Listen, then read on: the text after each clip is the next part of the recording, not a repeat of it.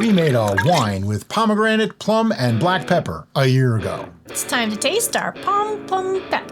Wine. So clarity-wise, it's hard to see through it. It's super dark. It is pretty dark, but there's no haze or anything. Yeah, if holding you up to the hold it up light. to the light, it's a really dark it's just red. very, very dark. Super dark. Oh, but that aroma, man. Oh, on the smell, it's lovely. Oh. Wow. It's fantastic.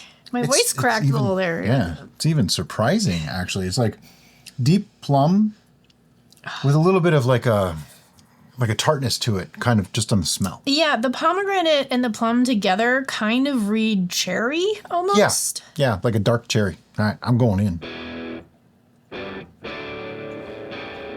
Ooh, it's very mouth coating.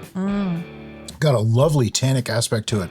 Good sweetness. It's not super sweet. It's 1.020, so it's on the sweetish side, but it's not crazy sweet. It's creamy on the mouthfeel. It really is, yeah. It's also 11.5% alcohol, so it's not low, it's not high. It's right smack in the middle of where we like to make them. It's got like a sweet tart thing going on. Yeah. Kind of reminds me of cranberry, Yeah.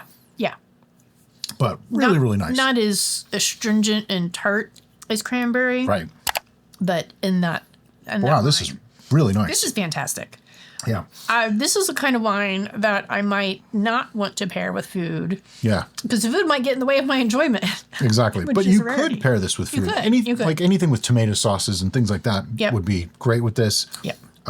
It just, there's enough sweetness to keep the tartness at bay. Easiest way to say that. But you know what we have to do now? Give it some numbers.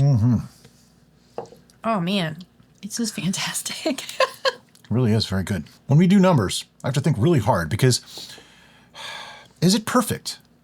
If it's not perfect, how far from perfect is it? Do you have a number? I do. I'm ready. 1, 2, 3, 9. Really? 11? This is ticking all the boxes for me. I'm sorry. I'm super happy. Well, I'm glad you gave it 11. You haven't given it 11 in a while. For me, I don't know. I think I'd get tired of it.